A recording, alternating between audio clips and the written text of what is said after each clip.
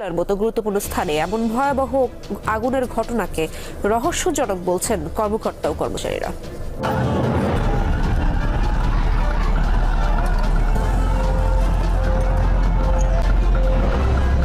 সচিবালয় অগ্নিকাণ্ডের ঘটনায় সর্বশেষ জানতে আমাদের সাথে সরাসরি যুক্ত হচ্ছেন। স্বাভাবিক যেই কর্মদিবস সেই কর্মদিবসের শেষ দিন ছিল, তাই আজকে বিকেলের পরই অর্থাৎ 6টার পর থেকেই কিন্তু সচিবালয়ের ভেতরে যারা কাজ করতে আজকে এসেছিলেন তারা চলে গেছেন। এখানে আমাদের রাষ্ট্রীয় অনেক গুরুত্বপূর্ণ দলিলগুলো থাকে, ফলে এই বিষয়টাকে সরকার খুবই গুরুত্বের সাথে নিয়েছে, যার জন্য আমরা 3 দিনের মধ্যে প্রাথমিক রিপোর্ট দিতে স্বরাষ্ট্র সচিবের নেতৃত্বে উচ্চ পর্যায়ের কমিটিটা করেছি। শ্রম ও কর্মসংস্থান মন্ত্রণালয় ক্ষতিগ্রস্ত হয়েছে, যুব ক্রিয়া এবং স্থানীয় সরকার পরিচালনা সমবায় মন্ত্রণালয়, এছাড়াও আগুন লেগেছে না বলে মনে হয় সরাসরি বলে দিতে পারি, আগুন লাগানো হয়েছে।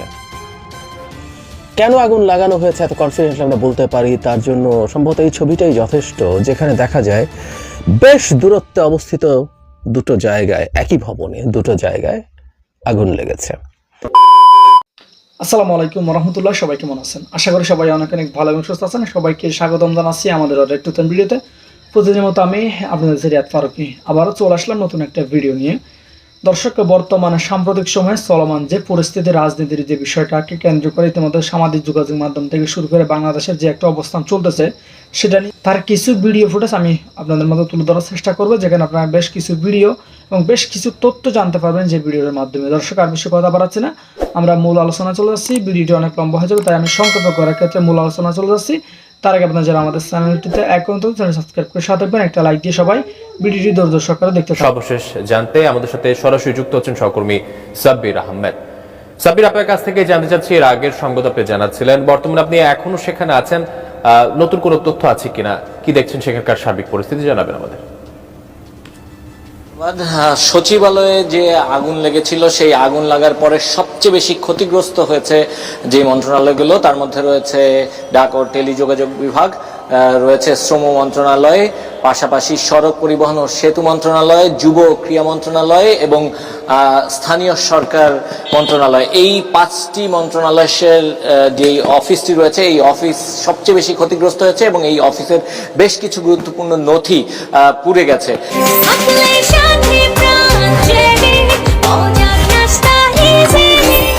এবং এই মুহূর্তে সচিবালয়ের যে নিরাপত্তা যদি আমরা একটু বলি, যে সচিবালয়ের আশপাশে ভেতরে দেয়ালের ঠিক অপর প্রান্তে এই মুহূর্তে প্রচুর সংখ্যক আইন শৃঙ্খলা বাহিনীর সদস্য মোতায়েন রয়েছে এবং পাশাপাশি সেনাবাহিনীর সদস্য মোতায়েন রয়েছে এবং আশপাশের পুরো জায়গাটিকে কর্ডন করে রাখা হয়েছে।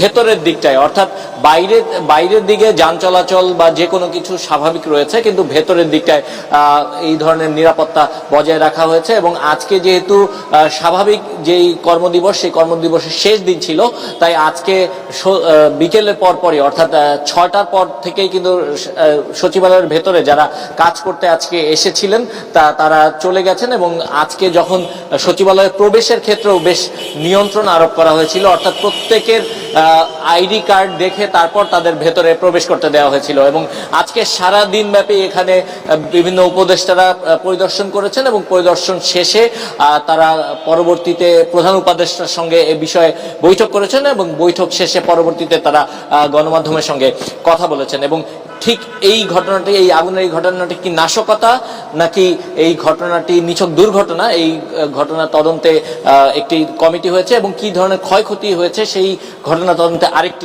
কমিটি গঠন করা হয়েছে। মধ্যরাতে আমাদের সচিবালয়ে যে অগ্নিকাণ্ডের ঘটনাটা ঘটলো, সেটার বিষয়ে সরকার কি সিদ্ধান্ত নিয়েছে। আজকে একটি জরুরি সভা হয়েছে মাননীয় প্রধান উপদেষ্টার সভাপতিত্বে।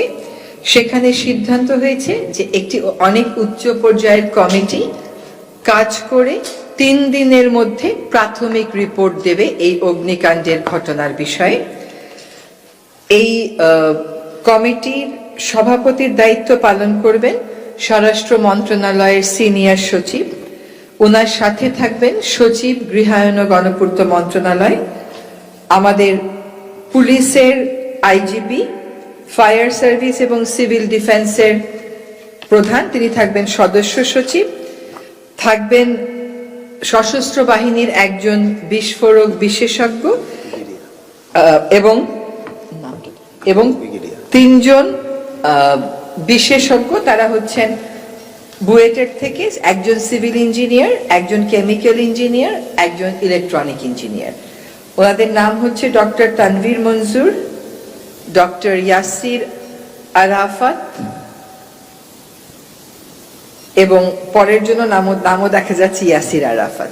এই কয়জনের সমন্বয়ে যে কমিটিটা গঠিত হয়েছে, সেই কমিটিটা এই বিস্ফোরণের কারণ, উৎস এগুলো খুঁজে বের করে আগামী 3 দিনের মধ্যে একটি প্রাথমিক রিপোর্ট আমাদেরকে দেবেন। এই যে দুঃখিত, এই যে অগ্নিকাণ্ডের ঘটনা ঘটেছে, যে অগ্নিকাণ্ডের বিষয়ে তদন্ত করে আমাদেরকে বলবেন উৎস কি, কারণ কি, এটা তারা আমাদেরকে 3 দিনের মধ্যে জানাবেন। এটা আমরা মনে করেছি যে আপনাদেরকে আমাদের জানিয়ে দেওয়া দরকার, সেজন্যই আজকে আমরা আপনাদের সামনে এসেছি। আপনাদের কোনো প্রশ্ন থাকলে জিজ্ঞেস করবেন।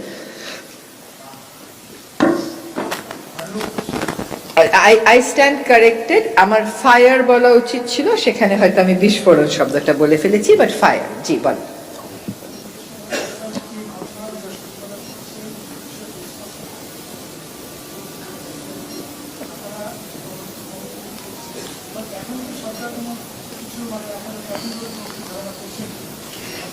না, এইরকম তো আসলে সরকার ধারণা করতে পারে না।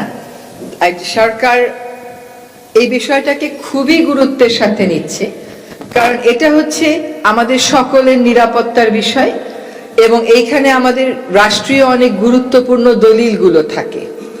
ফলে এই বিষয়টাকে সরকার খুবই গুরুত্বের সাথে নিয়েছে, যার জন্য আমরা 3 দিনের মধ্যে প্রাথমিক রিপোর্ট দিতে স্বরাষ্ট্র সচিবের নেতৃত্বে উচ্চ পর্যায়ের কমিটিটা করেছি। যে আমি দেলোয়ার হোসেন কালীগঞ্জে কাজ করি। আপনারা আজকে সরেজমিনে এখানে গেছেন, কয়েকজন উপদেষ্টা আপনারা যারা আছেন সবাই সেখানে গেছিলেন, আমরাও ছিলাম। আপনারা আগুনটা মধ্যরাতে লাগছে, কিন্তু এটা দীর্ঘ সময়ে আগুনটা আমরা দীর্ঘদিন সচিবালয়ে দেখেছি। এর আগেও মাঝে মধ্যে ছোটখাটো এরকম দুর্ঘটনা হয়েছে, খুব ছোট টিম গিয়ে খুব দ্রুততম সময়ের মধ্যে আগুনগুলো নেওয়া সম্ভব হয়েছে। কিন্তু এবার আগুনটা দীর্ঘ সময় লাগানোর কারণে প্রায় 7 ঘন্টারও বেশি সময় লেগে গেছে। আর একই সঙ্গে রাস্তায় আরেকজন ফায়ার কর্মীও নিহতের ঘটনা আমরা দেখেছি দুঃখজনক ভাবে, যে সাথে 2টা ঘটনা হয়ে গেছে। প্রথম কথা হচ্ছে যে ফায়ার কর্মী যিনি মারা গেছেন, আজকে আমাদের ক্রয় সংক্রান্ত একটি কমিটির মিটিং ছিল, সেখানে আমরা একটা শোক প্রস্তাব তার জন্য নিয়েছি।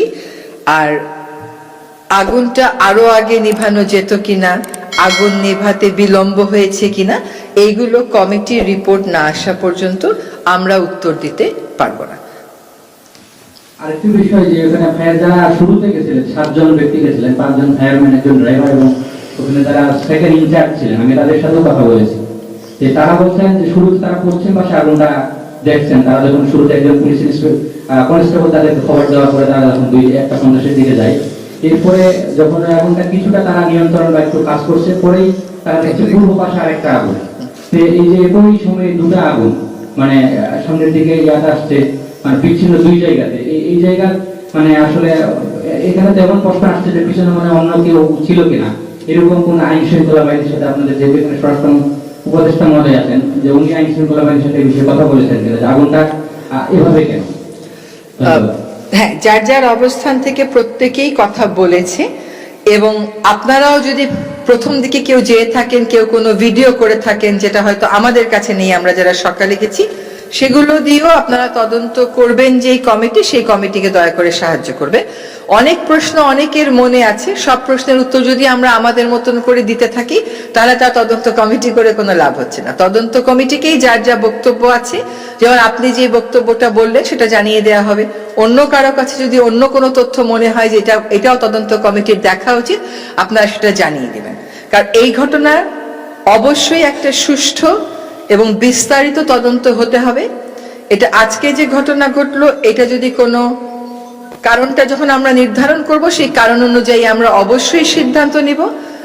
এই ঘটনা আর যাতে কখনো না ঘটে, সেটাকেও আমাদের ব্যবস্থা গ্রহণ করতে হবে। যেমন ওর যে কার্যালয়, ওরা ওখানে বসারই কোনো উপায় নেই, পুরোটা কার্যালয়ই তার নথি যা আছে সব পুড়ে গেছে। তো এই ধরনের ঘটনা এখানে নিরাপত্তার ব্যত্যয় ছিল কিনা, অন্য কোনো বিষয় ছিল কিনা, কি কারণে অগ্নিকাণ্ড ঘটেছে, এগুলো সবই এই তদন্ত কমিটি খতিয়ে দেখবে। যার যেটা মনে হয় আমাদের মতামতগুলো আমরা তদন্ত কমিটিকে জানাবো। জি, আমার যেটা জানার বিষয় যে কয়টি মন্ত্রণালয়ের নথি আসলে পুড়ে গেছে, আর সেই নথিগুলো কি রিকভারেবল কিনা, নাকি একেবারে ইরিকভারেবল কিছু নথি পুড়ে গেছে?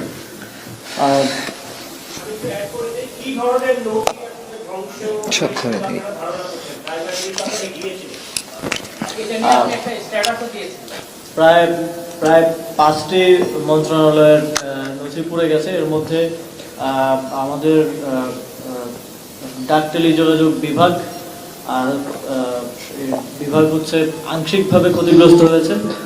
শ্রম ও কর্মসংস্থান মন্ত্রণালয় ক্ষতিগ্রস্ত হয়েছে, যুব ক্রীড়া এবং স্থানীয় সরকার পল্লী উন্নয়ন সমবায় মন্ত্রণালয়, এছাড়াও রোডস অ্যান্ড হাইওয়ে সেটাও ক্ষতিগ্রস্ত হয়েছে। এই রোডস অ্যান্ড হাইওয়ে ডিভিশন হচ্ছে ডাক্তারি যোগ ডিভিশন আর বাকি 3টা মন্ত্রণালয়, এই মোট 5টা মন্ত্রণালয়ের নথিগুলো ক্ষতিগ্রস্ত হয়েছে। এর মধ্যে যুব ক্রীড়া মন্ত্রণালয়ের নথির কার্যক্রম অনলাইনে থাকার কারণে সেটা আমরা রিকভার করতে পারবো, কিন্তু স্থানীয় সরকার পল্লী উন্নয়ন সমবায় মন্ত্রণালয়ের কার্যক্রম পুরোটাই অ্যানালগ ভাবে হয়, পুরোটাই ফাইলে হয়। সুতরাং যে শাখাগুলোর নথিগুলো আসলে পুড়ে গেছে সেগুলো কতটুকু রিকভার করা যাবে সেটা ক্ষয়ক্ষতি নিরূপণ করার জন্য আমাদের মন্ত্রণালয় পর্যায়ে একটা কমিটি আমরা করেছি।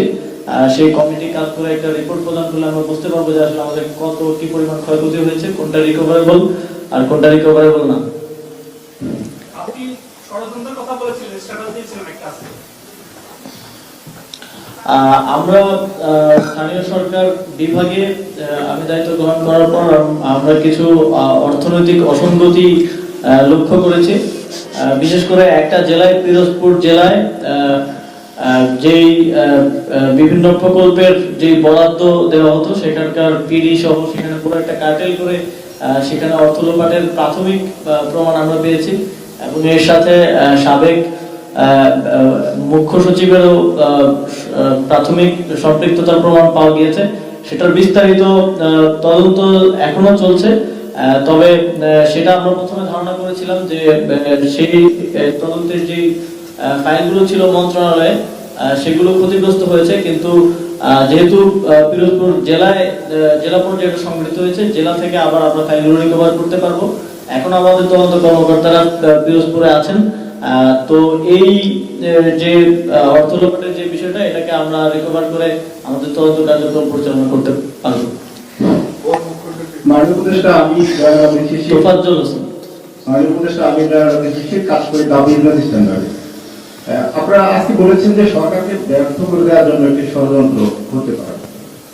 আপনাদের এই কথার প্রেক্ষিতে দেশের মানুষ আজকে অনেকেই সোশ্যাল মিডিয়ায় তাদের খুব আলোচনা সমালোচনা হয়েছে। অনেকে বলছে আপনারা ক্ষমতা আসার পরে যে বিশেষ করে 14, 18 এবং 24 যে নির্বাচনগুলো যারা আমরা করেছি তাদেরকে দেশের মানুষ আমলা লীগ হিসাবে যাবে, এবং এদের সহযোগী ছিলেন মিডিয়ার কিছু ব্যক্তিত্ব যাদেরকে মিডিয়া লীগ মনে করা হয়। তো দেশের মানুষের যারা রক্ত দিল কিন্তু তাদের প্রশ্ন হচ্ছে আপনারা ক্ষমতায় গিয়ে এই সমস্ত যারা ফৌজদারি অপরাধের সাথে জড়িত তাদেরকে ছাড় দিচ্ছেন কেন? সবাই মনে করছে আপনারা ছাড় দিচ্ছেন, তাদের সাথে সহযোগী হয়ে কাজ করছেন এবং আপনারা তাদের ব্যাপারে সফট। দেশের মানুষের এই প্রশ্ন বা ক্ষোভের জায়গাগুলো দেখা দিই। প্রথম কথা হচ্ছে কাউকে এখানে ছাড় দেওয়া হচ্ছে না। কাউকে অপরাধী সাব্যস্ত করার আগে রাষ্ট্রীয় পর্যায়ে তার বিরুদ্ধে একটা তদন্ত তো করতে হয়। সেই তদন্তের কাজ করে অনেকের বিরুদ্ধেই ব্যবস্থা গ্রহণ করা হয়েছে, অনেককেই চাকরি থেকে সরানো হয়েছে, কাউকে কাউকে ওএসডি করা হয়েছে, কেউ কেউ এমনকি কারাগারেও গেছে। ফলে ছাড় দেওয়া হচ্ছে না। আর দ্বিতীয় কথা হচ্ছে যে প্রশাসনকে গতিটা রেখে একই সাথে ঢেলে সাজানোর কাজটাও আমরা করছি। এটা এমন না যে কোনো একজন দাগী আসামি আছেন যার বিরুদ্ধে অনেক অভিযোগ আমাদের কাছে এসছে কিন্তু আমরা কোনো তদন্ত প্রক্রিয়া শুরু করিনি। ফলে যেহেতু আইনানুগ প্রক্রিয়া ফলো করে সরকারকে এগোতে হয়, সেজন্য সরকার সেই আইনানুগ প্রক্রিয়া ফলো করছে।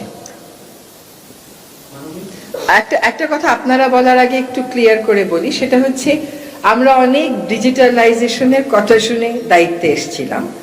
আবারও বলছি যে আমরা ক্ষমতায় এসেছি এটা মনে করি না, দায়িত্বে এসেছি। তো আজকে এই আগুনের ঘটনার পরে আমরা দেখলাম যে আসলে যে ডিজিটাল বাংলাদেশ, ডিজিটালাইজেশন, এইগুলোর খুব সফল কিন্তু খুব সুফল কিন্তু আমরা কোনো মন্ত্রণালয়েই পাচ্ছি না। নাম কাওয়াস্তে একজন কর্মকর্তা, নাম কাওয়াস্তে একটু প্রযুক্তি, কিন্তু ডিজিটালাইজেশন বলতে যেটা বুঝায় সেটার কিন্তু কোনো সুফল এই অগ্নিকাণ্ডের ঘটনার পরে আমরা আসলে পাচ্ছি না। মাননীয় উপদেষ্টা, আমি জি, আমার প্রশ্ন হচ্ছে যে বাংলাদেশ সচিবালয় খুব গুরুত্বপূর্ণ একটা জায়গা, সেখানে কি পর্যাপ্ত কোনো ব্যবস্থা ছিল না যে হঠাৎ করে আপনার গভীর রাতে অগ্নিকাণ্ডটি ঘটল? এটা কি কোনো সাধারণ ঘটনা, কোনো নাকি কোনো এটা বড় ধরনের ষড়যন্ত্র? এই প্রশ্নটা আপনার মতন আমাদেরও, কারণ বাংলাদেশ সচিবালয় তার একটা নিজস্ব নিরাপত্তা ব্যবস্থা আছে। সেই নিরাপত্তা ব্যবস্থাটা কি আদৌ ফেল করেছে? এটা কি কোনো মনুষ্য সৃষ্ট বিপর্যয় নাকি এটা অন্য কোনো বিপর্যয়? এগুলোর উত্তর পাওয়ার জন্য আমাদেরকে তদন্ত কমিটির রিপোর্টের জন্য অপেক্ষা করতে হবে। আপনি যদি তদন্ত কমিটির গঠনটা দেখেন তাহলে আপনি বুঝবেন যে সবকটা সম্ভাবনাকে মাথায় রেখেই আমরা আগাচ্ছি। কিন্তু এইখানে ধারণা আলোচনা করাটা ঠিক হবে না, অন্তত সরকারের পক্ষ থেকে ধারণা আলোচনা করাটা ঠিক হবে না।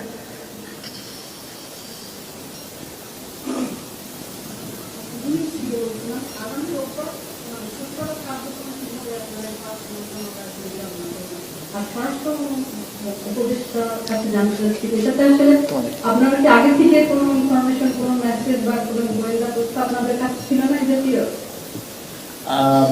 মন্ত্রণালয়গুলোর কার্যক্রম পরিচালনা করার জন্য, কার্যক্রম চলমান রাখার জন্য আমরা অন্যান্য সরকারি বিভিন্ন দপ্তর যেখানে জায়গা খালি আছে সেই জায়গাগুলোতে রিলোকেট করার প্রক্রিয়া শুরু করেছি। অলরেডি আমরা খুঁজে দেখছি যে কোথায় কোথায় খালি আছে, কোথায় কোথায় মন্ত্রণালয়গুলোর কার্যক্রম আপাতত অস্থায়ীভাবে পরিচালনা করা যায়।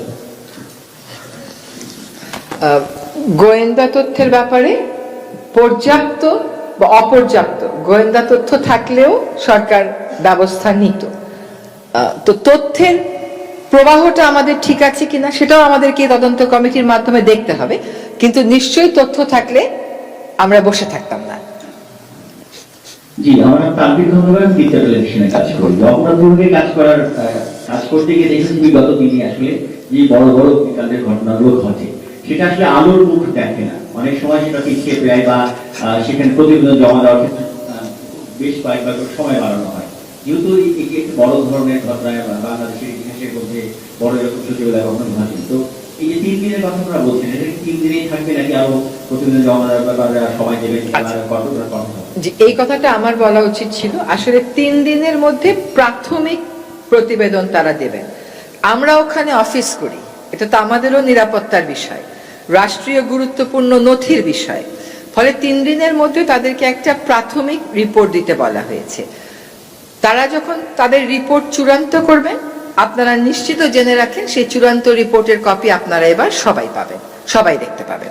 তদন্তের স্বার্থেই হয়তো প্রাথমিক রিপোর্টটা দেওয়া সম্ভব নাও হতে পারে, কিন্তু ফাইনাল রিপোর্ট যখন হবে এবং সেটাও দ্রুততার সাথেই হবে, সেটার কপি আপনারা সকলেই পাবেন।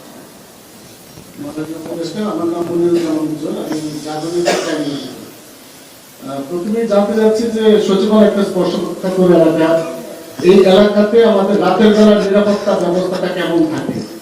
যারা থাকেন তাদের কাছ থেকে আপনারা ফার্স্ট ইনফরমেশন কিছু পেয়েছেন কিনা? আর অনেক সময় এই ধরনের অগ্নিকাণ্ডের ঘটনার পর আমরা গান পাউডার ব্যবহার করতে শুনে থাকি, এই ধরনের কোনো কথা আপনারা শুনেছেন কিনা বা আগুনের যে নমুনা তা দেখে মনে হয়েছে কিনা? যেহেতু আপনারা বলছেন যে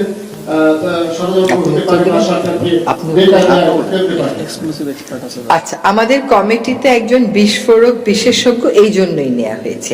আগুনের ধরন দেখে কমিটির এই যে বুয়েট থেকে নেওয়া হয়েছে, ওনারাই আসলে বলতে পারবেন যে এখানে উৎসটা কি ছিল। প্রাথমিক যে জিজ্ঞাসাবাদ বা প্রাথমিক যারা ওখানে ছিল রাতের বেলা, তাদেরকে যেটা জিজ্ঞেস করা হয়েছে এবং সে প্রেক্ষিতে তারা যেটা বলেছে এটা অলরেডি আপনারা জেনে গেছেন এবং আপনারা বিভিন্ন জায়গায় দিয়েছেন যে একজন প্রহরী এক জায়গা থেকে আরেক জায়গায় যাওয়ার সময় একটা ধোঁয়া দেখতে পেয়েছে এবং তারপরেই সে সকলকে অবহিত করেছে। সচিবালয়ের নিরাপত্তা ব্যবস্থা কেমন থাকে, কারা কারা থাকে? সচিবালয়ে নিরাপত্তার জন্য একজন এসপি থাকেন, একজন এডিশনাল এসপি থাকেন, একজন এএসপি থাকেন। আর প্রায় এদের সংখ্যা মানে পুলিশের সংখ্যা প্রায় 560 এর মতো থাকে, অনেক সময় কম বেশি হয়।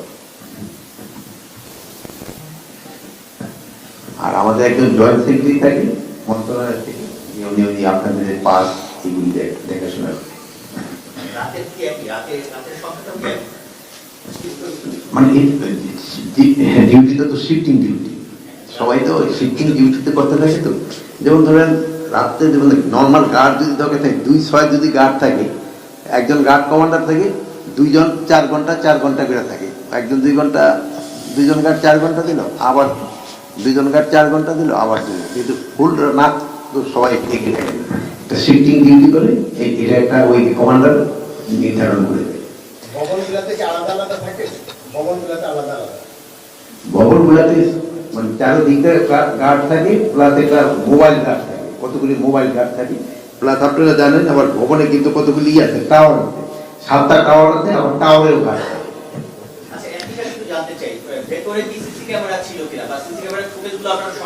জি জি, সিসি ক্যামেরা ছিল এবং ওইগুলি বাইনাও মনে সংগ্রহ করা হয়ে গেছে। আচ্ছা আচ্ছা আচ্ছা, সচিবালয়ে ইন্টারনাল ফায়ার সিস্টেম আছে।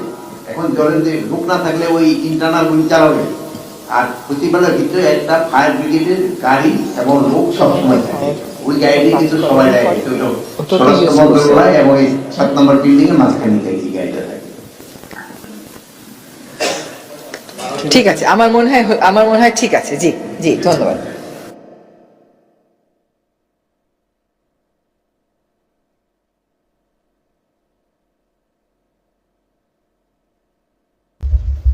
গতকাল গভীর রাতে সচিবালয়ে আগুন লেগেছে। আমরা আগুন লেগেছে না বলে মনে হয় সরাসরি বলে দিতে পারি, আগুন লাগানো হয়েছে। কেন আগুন লাগানো হয়েছে এত কনফিডেন্টলি আমরা বলতে পারি, তার জন্য সম্ভবত এই ছবিটাই যথেষ্ট, যেখানে দেখা যায় বেশ দূরত্বে অবস্থিত দুটো জায়গায়, একই ভবনে দুটো জায়গায় আগুন লেগেছে। মানে একই সাথে দুটো জায়গায় শর্ট সার্কিট হয়েছে, এটা হতে পারে না। এটা খুব সাধারণ কাণ্ড জ্ঞান এবং আমরা অনেকে সেটা বলছি এবং আমিও সত্যিই বিশ্বাস করি এটাই ঘটেছে। এমনকি এক জায়গায় যদি আগুন লাগতো তারপরেও একই কথা বলা যেতে পারতো। দেখা গেছে সবচেয়ে বেশি ক্ষতিগ্রস্ত হয়েছে যেখানে 8-9 তলার নথিপত্র সব পুড়ে গেছে, সেখানে কোন কোন মন্ত্রণালয় ছিল সেটা একটু যদি দেখি। 7 নম্বর ভবনে যুব ক্রীড়া মন্ত্রণালয়, ডাক টেলিযোগাযোগ তথ্য প্রযুক্তি মন্ত্রণালয়, স্থানীয় সরকার পল্লী উন্নয়ন ও সমবায় মন্ত্রণালয়, শ্রম ও কর্মসংস্থান মন্ত্রণালয়, অর্থ মন্ত্রণালয়, সড়ক পরিবহন ও সেতু মন্ত্রণালয়ের বিভিন্ন বিভাগ রয়েছে। একটা 52 মিনিট আগুন লেগেছে, 54 মিনিট হয়েছে এবং 6 ঘন্টা পর এই আগুন নেভানো হয়েছে। গভীর রাতে, এত গভীর রাতে শর্ট সার্কিট, এটা মনে করার কোনো কারণ নেই। এবং বর্তমান বাংলাদেশের যে প্রেক্ষাপট তাতে এই আগুন লাগানো হয়েছে এটা মনে করার যথেষ্ট কারণ আছে। কারণটা কি? আমরা একটা জিনিস একটু মনে রাখবো, প্রথম থেকেই এই সরকারকে অস্থিতিশীল করে তোলার চেষ্টা হয়েছে বিভিন্ন দিক থেকে। আওয়ামী লীগ ঘোষণা দিয়ে করেছে কাজটা, ঘোষণা দিচ্ছে, তারা স্পষ্টভাবে ঘোষণা দিচ্ছে শেখ হাসিনা বাংলাদেশকে হুমকি দিচ্ছেন, জনগণকে হুমকি দিচ্ছেন, তাকে যারা ক্ষমতা থেকে টেনে হিচড়ে নামিয়েছে এবং ভারতে পালিয়ে যেতে বাধ্য করেছে তাদেরকে হুমকি দিচ্ছেন। আওয়ামী লীগের লোকজন বাইরে বসে হুমকি দিচ্ছেন, তারা বাংলাদেশ এবং বাংলাদেশের লোকজনকে দেখে নেবেন। আর ভারতের আচরণ তো আসলে খুব স্পষ্ট, তারা বাংলাদেশকে একটা স্টেবল দেশ হিসাবে দেখতে পছন্দ করছে না। এবং এই সরকার, ডক্টর ইউনূসের সরকারের উপর তাদের তীব্র ক্ষোভ থাকে। তাদের দিক থেকে যৌক্তিক কারণও আছে। ডক্টর ইউনূস শেখ হাসিনা যেমন চাকর বাকরের মতো কাজ করেছেন ভারতে, সেটা করছেন না, তাদের সেটা ভালো লাগছে না। ফলে বাংলাদেশ থেকে যা যা না চাইতেই পাওয়া যেত সেগুলো চেয়েও এখন পাওয়া যাচ্ছে না। এই হচ্ছে ভারতের সমস্যা। সো ভারত ইন্ডিয়া মানে এই দুটোকে আমরা আসলে আলাদা করার কিছু নেই। এরা চিরকালই একসাথে টাইট থাকা জিনিস। তো ভারত এবং আওয়ামী লীগ যেটা বলবো, সো তারা দুজনই একসাথে আসলে এই ডিস্টেবিলাইজ করার চেষ্টা করছে এবং অনেক কিছু আছে যেগুলো আসলে তাদের বিপক্ষে এখন যাচ্ছে। কারণগুলো আমরা যদি একটা একটা করে বলি, শেখ হাসিনাকে ফেরত চাওয়া হয়েছে, এটা একটা খুব গুরুত্বপূর্ণ কারণ অনেকে, আমি ভারতের মিডিয়াতেও দেখলাম তারা একটু অবাকই হয়েছে যে শেখ হাসিনাকে শেষ পর্যন্ত সরকার চাইলো। তারা মনে করছিল সরকার চাইবে না এবং সেটার একটা ইঙ্গিত ছিল। ফিনান্সিয়াল টাইমসকে একটা ইন্টারভিউতে, ব্রিটেনের পত্রিকা, ডক্টর ইউনুস বলেছিলেন যে শেখ হাসিনার বিচার শেষ হয়ে তার সাজা হওয়ার পর চাওয়া হবে, কিন্তু না, বিচারিক প্রক্রিয়া শুরুর সাথে সাথেই তদন্তের সময়ই তাকে চাওয়া হচ্ছে। এবং ভারতের মিডিয়া এটা ভারতের জন্য একটা ডায়লেমা বলে মনে করে। এটা অনিবার্যভাবে ভারত তো বটে শেখ হাসিনাকেও তীব্রভাবে নাখোশ করেছে, কোনো সন্দেহ নাই সেটা হয়েছে। বাংলাদেশ সরকার ভারতকে বাইপাস করে নানান রকম রিজিওনাল সম্পর্ক তৈরির চেষ্টা করছে। পাকিস্তানের সাথে সরাসরি জাহাজ শুরু হয়েছে, বাণিজ্য বাড়ানোর চেষ্টা হচ্ছে, এগুলো তো হচ্ছেই। শুধু সেটা না, শেখ হাসিনাকে বিচার করা হবে, বিচার করে তাকে সম্ভব হলে জেলে পোড়া বা আরো তার যে শাস্তি হবে সেগুলো করতে চাইছে। এবং শুধু শেখ হাসিনা না, আওয়ামী লীগের আরো বহু মানুষের বিরুদ্ধে বিচার হবে। এবং আমি আগের একটা ভিডিওতে বলেছিলাম যে শেখ হাসিনা তো বটেই, সেখানে থাকা আরো অনেক নেতাকর্মীরা আছে, সর্বোচ্চ মাঝারি বিভিন্ন পর্যায়ের। বাংলাদেশের উচিত তাদেরকে চাওয়া, সুতরাং বাংলাদেশ তাদেরকে চাইবে, চাওয়ার সম্ভাবনাই অনেক বেশি। এগুলো সবকিছু আসলে ভারত পছন্দ করার কোনো কারণ নেই, কোনো রকম কোনো কারণ নেই। এবং শুধু সেটা না, দেশের মধ্যেও নানা রকম ইন্টারেস্ট গ্রুপ আছে যারা হ্যাপি না। দেশের সংস্কারের কথা হচ্ছে, অনেকে সেটা নিয়ে তীব্র অসন্তোষ প্রকাশ করছেন, দেখাচ্ছেন। তাদের ভাল লাগার কথা না বর্তমান সরকার যেভাবে চলছেন, এই সরকার এভাবে চলাটা তাদের কাছে পছন্দ না হবার কারণ আছে। এবং আমাদের একটা জিনিস সামনে যোগ করে রাখতে হবে, সেটা হলো আমেরিকার প্রেসিডেন্ট ডোনাল্ড ট্রাম্প তার দায়িত্ব নিতে যাচ্ছেন আর অল্প কিছু দিনের মধ্যে, 20 তারিখ জানুয়ারি। সো এই সময়ের মধ্যে তাদের এক ধরনের ড্রেস রিহার্সাল তারা করবেন এবং ওই সময়ের পরপরই সরকারকে যত রকম ভাবে চাপে ফেলা যায় সেই চেষ্টা তারা করে থাকবেন। এখন কেউ কেউ বলেন যে সরকারকে তীব্র চাপ প্রয়োগ করেও কি শেখ হাসিনাকে বাংলাদেশে পাঠিয়ে দেওয়া সম্ভব? উত্তর হচ্ছে, শেখ হাসিনা চাইতে পারেন, ভারত শেখ হাসিনাকে বাংলাদেশে আর পাঠাবে না। শেখ হাসিনা পচে গলে দুর্গন্ধ ছড়াচ্ছেন, এটা ভারত অনেক আগেই জানতো। আই রিপিট, শেখ হাসিনা ক্ষমতায় থাকার সময় ভারত জানতো। তারা তাদের কিছু বয়ান উন্নয়ন করেছেন, শেখ হাসিনা ওটা করেছেন সেটা করেছেন, এগুলো তাকে ক্ষমতা রাখার যুক্তি দিতে বলতেন, কিন্তু উনি পচে গলে জাস্ট দুর্গন্ধ ছড়াচ্ছেন সেটা ওনারা জানতেন। কিন্তু যেহেতু তখন পর্যন্ত তিনি ক্ষমতায় ছিলেন তাই তাকে তারা রেখেছিল, তাদের পারপাস সার্ভ হচ্ছে। কিন্তু শেখ হাসিনাকে তারা আবার নতুন করে বাংলাদেশে ঢোকাতে যাবে না। তারা আওয়ামী লীগের কেউ বা বাংলাদেশের আর কাউকে খুঁজে বের করার চেষ্টা করবে যারা তার পারপাস শেখ হাসিনার মতো 100% না হলেও 70-80% তার পূরণ করবেন।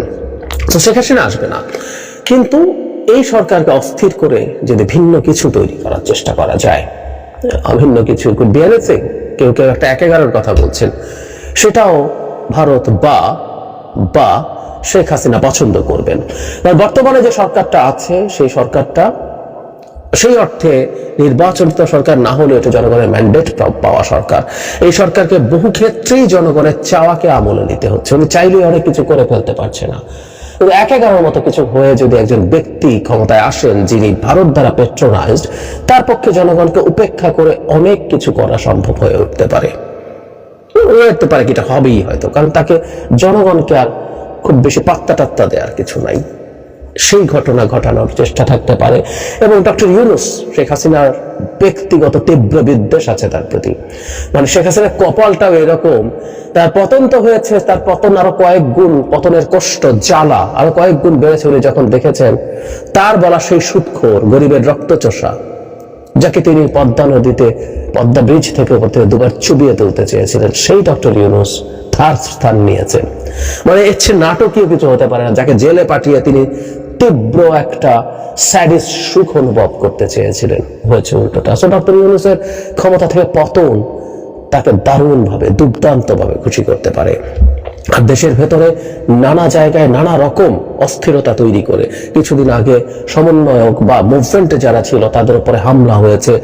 অন্তত একটা দুটো ঘটনা হতে পারে যেগুলো শুধুমাত্র এই কারণেই তাদের উপরে হামলা করে পরিকল্পিতভাবে হত্যাও করা হয়েছে। এবং একই সাথে এখন এই ধরনের আগুন, আরো বিভিন্ন রকম অ্যানার্কি তৈরি করার চেষ্টা করা হতে পারে। সেই অ্যানার্কি গুলো তার দেশে থাকা মানে বাংলাদেশে থাকা তার লোকজনকে কিছুটা হলেও সাহস যোগাতে পারে। এই সব কিছু মিলিয়ে আমরা আসলে একটা চ্যালেঞ্জিং অবস্থার দিকে যাচ্ছি। আমি যোগ করব আবারও, আজ সকালে এটা নিয়ে আমি ভিডিও দিয়েছি, প্রশাসনের আমলারা যেভাবে আচরণ করছেন এটাকেও ধর্তব্যের মধ্যে নিতে হবে, এটাকেও ধর্তব্যের মধ্যে নিতে হবে। এই সরকারকে ডিস্টেবিলাইজ করার জন্য প্রকাশ্যে তারা তাদের চাকরি বিধি ভঙ্গ করে, আইন ভঙ্গ করে এই ধরনের কাজ করছেন। সবকিছু যদি একত্র করি তাহলে আমরা সামনে একটা অস্থির সময় স্পষ্টভাবেই দেখতে পাচ্ছি। এমনিতেই প্রশাসনের কারণে সরকারের কর্মকাণ্ড ঠিকঠাক মতো চলছিল না, এতে কোনো সন্দেহ নেই। আমাদের পরিচিত লোকজন যারা আছেন, এই সরকারের মধ্যে যারা আছেন, তাদের কাছ থেকে আমরা শুনেছি যে তাদের কারণে, প্রশাসনের কারণেই সরকার স্পিড পাচ্ছে না, সে তার যে গতিতে কাজ করতে চাইছে সেটা করতে পারছে না। তার সাথে এখন আরো নানান রকম কিছু যুক্ত হবে। এগুলো প্রত্যেকটা এই সরকারের উপরে চাপ তৈরি করবে। বটম লাইন হচ্ছে সতর্ক থাকা এবং ব্যবস্থা নেওয়া।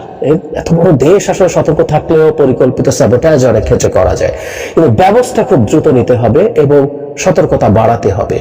সচিবালয়ের এই আগুন পরিকল্পনা করে লাগানো হয়েছে। নথি পোড়ানো হয়তো একটা উদ্দেশ্য থাকতে পারে, এতে কিছু গুরুত্বপূর্ণ নথি পুড়ে গেছে, সেটা একটা দিক, কিন্তু এরকম একটা সুরক্ষিত জায়গায় পরিকল্পিতভাবে আগুন লাগানো গেছে, এটা একটা বার্তা সরকারের কাছে, সরকারের বাইরের কাছে। কারণ তারা এই দুই জায়গায় আগুন দিয়েছে, আমি বিশ্বাস করি দেখানোর জন্য আমরা পরিকল্পনা করে আগুন দিয়েছি। বাংলাদেশ সরকারের এত গুরুত্বপূর্ণ মানে সরকারের প্রাণ কেন্দ্রে পরিকল্পনা করে আগুন লাগানো যায়, এটা প্রমাণ করে, তারা প্রমাণ করতে চেয়েছেন এই সরকার কত ফ্র্যাজাইল, কত ভঙ্গুর, এই সরকার কত অযোগ্য যে তারা এটা ঠেকাতে পারে না। এই বার্তাটা দেওয়াও তাদের দিক থেকে দরকার ছিল, তারা দিতে পেরেছেন। আমি জানি না আমাদের সরকার এই বার্তাটা ঠিকঠাক মতো পেয়েছেন কিনা, আমাদের সরকার এই বার্তাটা ঠিকঠাক মতো, যে কোনো বার্তা ঠিকঠাক মতো পান কিনা, এই অভিযোগ আমাদের সবার আছে। আমরা এই সরকারের বিরুদ্ধে অযোগ্যতা, অদক্ষতা এগুলো নিয়ে প্রশ্ন করি, তার ইনঅ্যাকশন নিয়ে প্রশ্ন করি। আমরা তাদের সততা এবং সদিচ্ছার প্রশ্ন করি না, কিন্তু ইনঅ্যাকশন নিয়ে প্রশ্ন করি। বহু ক্ষেত্রে দেখা যায় তারা পদক্ষেপ নেন না। সচিবালয়ের ভেতরে আমরা একত্র হয়ে সমাবেশ যেদিন করেছিলেন সেদিনই তারা সার্ভিস রুল ভেঙেছিলেন। কোনো ব্যবস্থা নেওয়া হয়েছে? কিচ্ছু নেওয়া হয়নি, ইনঅ্যাকশন। তারপর তারা রীতিমতো এবার অতীত এবং বর্তমানে সবাই মিলে বসে আলটিমেটাম দিচ্ছেন যাতে জনপ্রশাসনের সংস্কার যে চেয়ারম্যান আছেন তিনি যেন পদত্যাগ করেন, কমিশন যেন ভেঙে দেওয়া যায়। ঠিক একইভাবে এটা বা আরো ঘটনা ঘটবে। সরকার তার অতীতের মতো ইনঅ্যাকশনে বসে থাকলে এই সরকারের কপালে সত্যিই দুঃখ আছে। অবশ্যই কমেন্ট করে জানাবেন আজকে কে কোথা থেকে ভিডিও দেখেছেন, অবশ্যই দ্রুত কমেন্টে জানিয়ে ফেলুন। আমাদের চ্যানেলটিতে নতুন সাবস্ক্রাইব করে সাথে থাকবেন। ধন্যবাদ সবাইকে। দেখা হবে কোনো ভিডিওতে, ভালো থাকবেন, সুস্থ থাকবেন। আল্লাহ।